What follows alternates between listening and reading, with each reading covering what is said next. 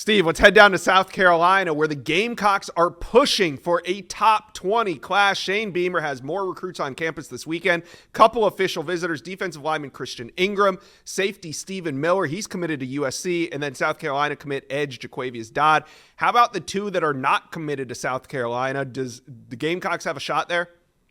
Absolutely. Christian Ingram has had two really good visits to Kentucky and Michigan. There was some buzz earlier that the Wildcats weren't in really good position.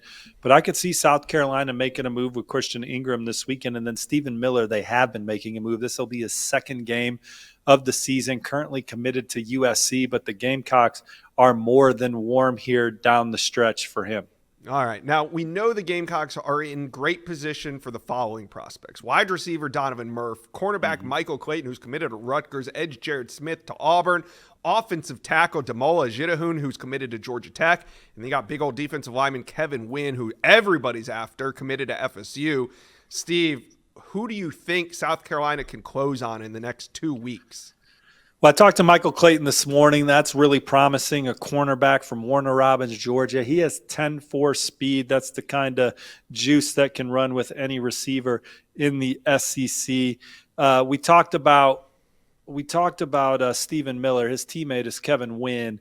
Also think that that's been trending well for South Carolina, but Georgia still lurks for Kevin Wynn, and USC is still in the mix there as well.